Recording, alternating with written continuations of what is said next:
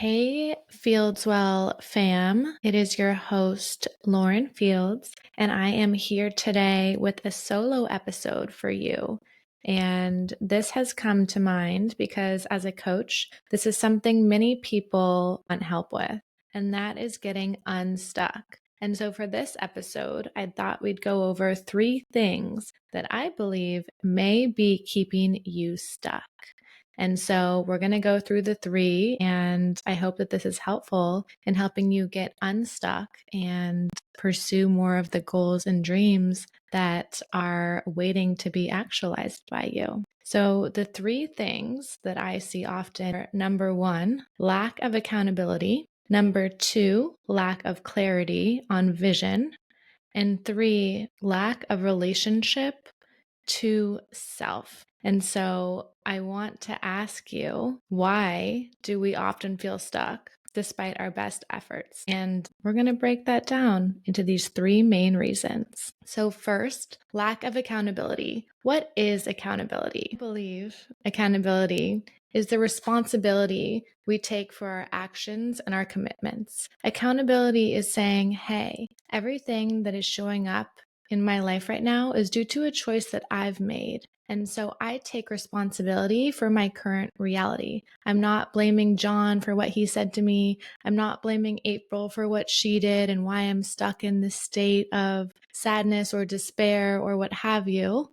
I'm saying this is on me. I take full accountability for everything that is showing up in my life, for my emotions, for my feelings. And this is such a key because it puts you back in the driver's seat of your story. If you're sitting in your current reality, blaming other people, other situations, other events for how you're feeling, for how you're showing up, you're constantly going to be controlled by the actions, the opinions, and behaviors of other people. And so to get unstuck, you really need to start by taking accountability, by saying, this is me, this is my life, and I'm going to take control of this life. And so I'm going to take accountability for where I'm at.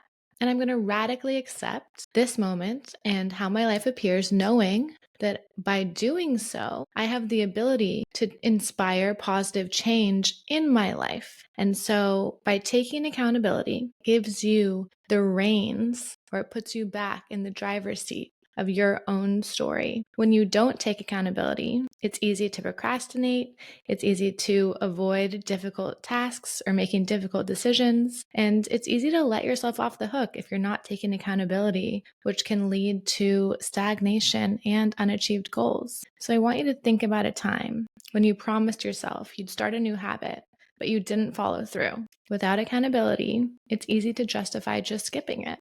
So we can say we want all these things, but it's really on us to take accountability, to take initiative, to go after it. And so I want you to start taking more accountability in your life. And you can start small. You could pair up with a friend for mutual check-ins. You could set a daily reminder to review your goals and progress. Even a daily commitment, like writing down what you accomplished, will help you create a sense of accountability. I'm one who loves to have a to-do list every day. I love crossing through all the things I work through. You will start to build more confidence in yourself, and you'll start to realize how much more control you have over your life and your future when you start to take accountability for your life. This is your life. This is not anyone else's life that you're living. This is on you. So take accountability, be responsible for what's going on in your life. Number 2, this I see often, and it's something that I love helping people with. It's helping them develop a clear vision for what they want.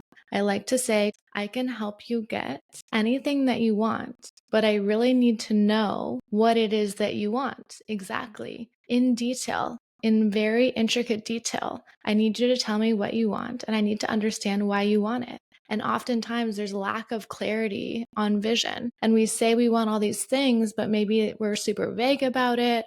We haven't connected to the emotion of what that thing will actually bring. And so to me, clarity of vision means having a clear, well-defined, vivid picture of what you want to achieve in life. It means knowing your goals and the path that you need or aspire to take in order to achieve those goals. And so when you don't have clarity, it's hard to stay motivated and it's hard to make decisions that align with your long-term goals. You can find yourself drifting from one thing to another without making real progress because you really haven't defined or told your subconscious mind or outlined where you're trying to go. You're just aimlessly wandering, drifting around, not really making real progress because you aren't on a path going to one overarching main goal. And so I want you to imagine setting off on a journey without a map or without a destination. You may cover a lot of ground, but you're likely to end up nowhere meaningful.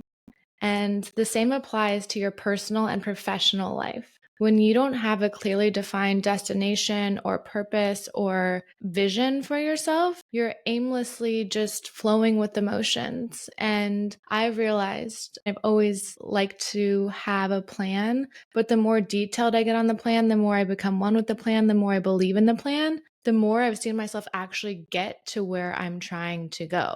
And I believe that when you have a very detailed plan and a very detailed vision, all of the people, places, and things begin to appear once you start walking that path.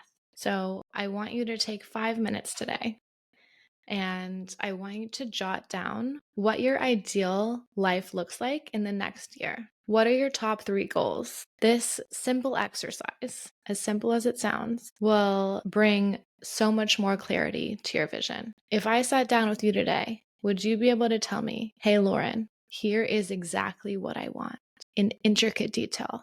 And I would want you at the end of this exercise to be ready to sit down with me and say, Lauren, here's what I want. Here's what I feel is holding me back from getting there. How can we work together to achieve this vision or goal? So take 5 minutes today and see what comes up for you. Do you know exactly what you want? Are you ready to tell other people what it is you want? Or are you unsure? Are you unclear? This will be a really helpful exercise for you.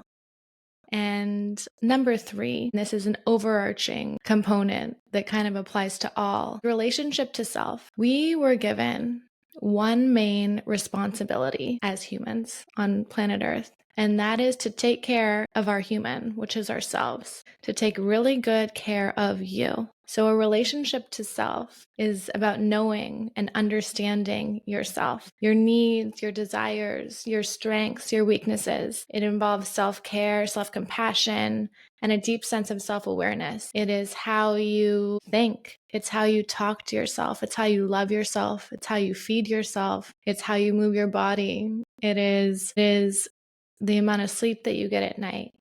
And without a strong relationship to self, it's easy to fall into patterns of self-neglect, low self-esteem, or even indecision.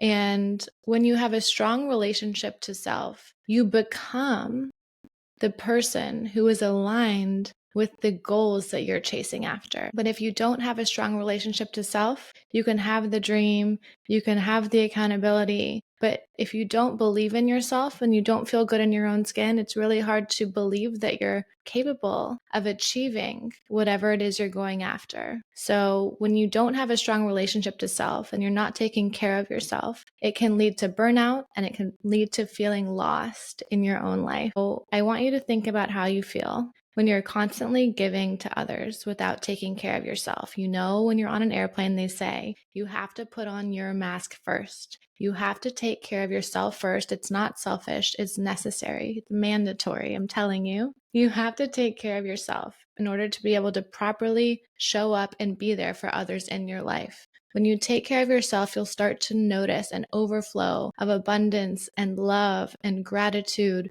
because you feel good in who you are, because you say, hey, I know I got you. I got myself. I know that my being, my human being feels loved and cared for by me. And that enables me to walk into any room feeling grounded in who I am. This is so important to prioritize the relationship you have to yourself. If you're looking to get unstuck, if you're looking to level up, if you're looking to become something more, you're using your body as a vehicle for your spirit to get you to that next level. So I want you to start with small daily acts of self-care. It could be as simple as a 10-minute walk, meditating, spending a few minutes journaling, cooking a home-cooked meal, looking in the mirror, looking deep into your eyes and saying, hey, I love you. Thank you for showing up today. The key is to reconnect with yourself in every moment that you have the opportunity to, and to check in with yourself and say, hey, how am I doing today? What do you need today? Who do I want to be today? How do I want to feel today? And then choosing to make decisions and actions that are in alignment with that. That's my little summary for you today of how to get unstuck. And again, we have accountability, clarity of vision, and a relationship to self to overcoming the feeling of being stuck. And I want you to pick one area today to focus on. Consider where you may be lacking. Do you need more accountability, clearer goals, or a stronger connection with yourself? The first step to getting unstuck is recognizing exactly where you are. Take one step today, no matter how small, and you'll start to see the path forward.